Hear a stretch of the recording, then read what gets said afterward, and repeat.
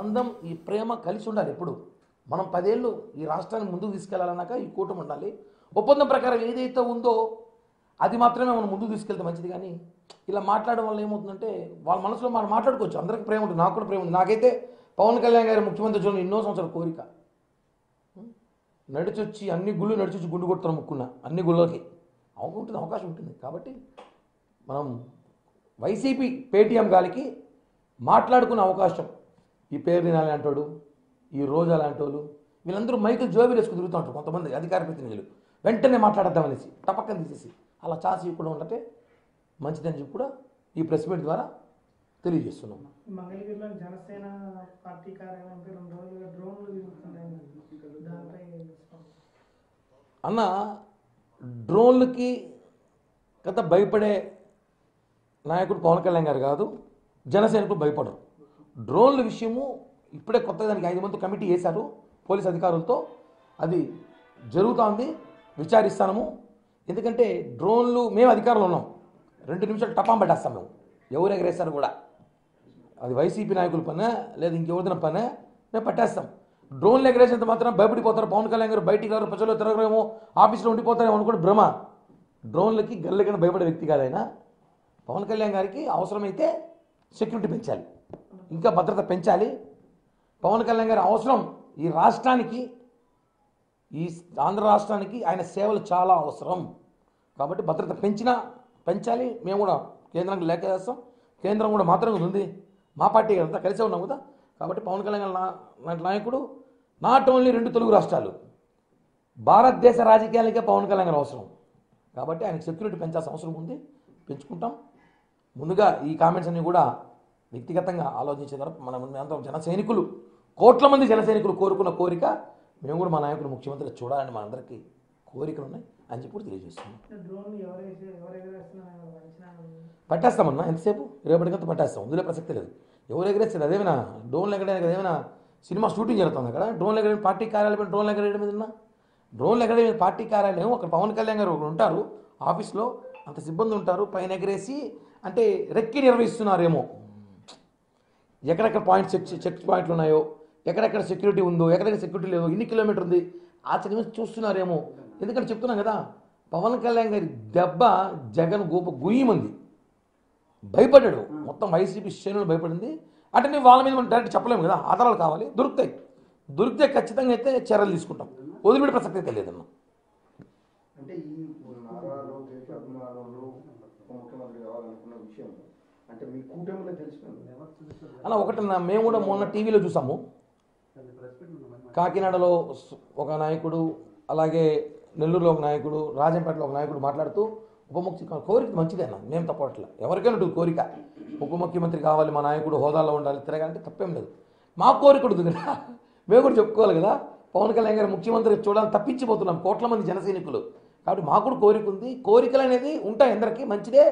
But మనం కూటమిలో ఉన్నాం కాబట్టి ఇంకో పార్టీకి, ఫేక్ వైసీపీ పార్టీకి, ఎందుకు ఫేక్ వైసీపీ పార్టీ ఉంటుందో తెలుసా? ఆ పార్టీ జగన్ది కాదు, ముందు తీసుకోవాలి మనం. ఆ పార్టీ జగన్ది కాదు. ఆ పార్టీకి మనం అవకాశం ఇవ్వకూడదు.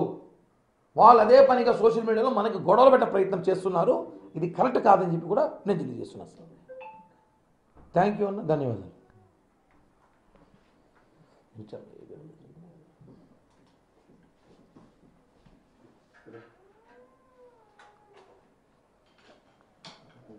అన్న రాలా, నువ్వు లోగా పెడితే మళ్ళీ మారుతా, చెప్పాను ఎందుకు మారుతా, రా మళ్ళీ మాకు అలవాటే మాట్లాడేది. రా లోపల పరా, వచ్చేసి రా, చూసుకురా,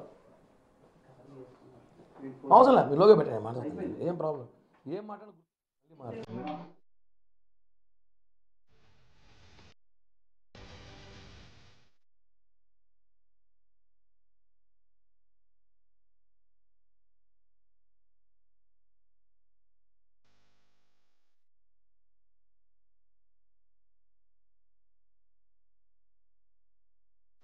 ఇటీవల నారా లోకేష్ ను డిప్యూటీ సీఎంగా చేయాలి అంటూ కొందరు తెలుగు తమ్ముళ్ళు అయితే తెలుగు నేతలు టీడీపీకి సంబంధించిన నేతలు ప్రతిపాదించడం జరిగింది. దానికి సంబంధించి కిరణ్ రాయల్ రియాక్ట్ అయ్యారు. తనకు కూడా పవన్ కళ్యాణ్ సీఎం కావాలనే కోరిక ఉంది. బట్ కోరికలు ఉండడం అందరికీ సహజం. కానీ మనందరం కూటమిగా ఉన్నాము కాబట్టి ఎన్నికలకు ముందు చేసుకున్న ఒప్పందం ప్రకారమే ముందుకు వెళ్లాలంటూ కూడా కిరణ్ రాయల్ చెప్పడం జరిగింది. మరోవైపు వైసీపీ నేతలకు కావచ్చు, కార్యకర్తలకు కావచ్చు మాట్లాడే ఛాన్స్ లేకుండా ఇటువంటి ప్రతిపాదనలు చేయకుండా ఉంటే మంచిదంటూ కూడా కిరణ్ రాయల్ చెప్పడం జరిగింది. ఎందుకంటే ఎన్నికలకు ముందు చేసుకున్న ఒప్పందం ప్రకారం కూటమిలో ఉన్నాం కాబట్టి అందరూ దాని ప్రకారం ముందుకు వెళ్లాలంటూ కూడా కిరణ్ రాయల్ చెప్పారు. అలా అయితేనే అందరికీ మంచిదంటూ కూడా కిరణ్ రాయల్ వ్యాఖ్యలు చేయడం జరిగింది. ఈ ఇష్యూపై వైసీపీకి అస్త్రంగా మారే అవకాశం ఉంది కాబట్టి అటువంటి ఛాన్స్ వైసీపీకి ఇవ్వద్దు.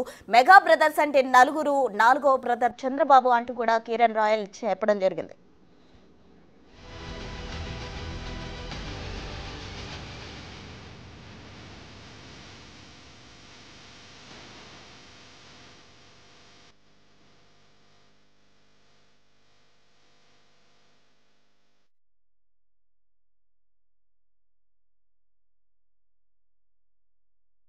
నారా లోకేష్ ను డిప్యూటీ సీఎం చేయాలంటూ కూడా టీడీపీకి సంబంధించిన నేతలు కొందరు అయితే ప్రస్తావించడం జరిగింది. దానికి సంబంధించి జనసేన తిరుపతి అధికార ప్రతినిధి కిరణ్ రాయల్ అయితే రియాక్ట్ అయ్యారు.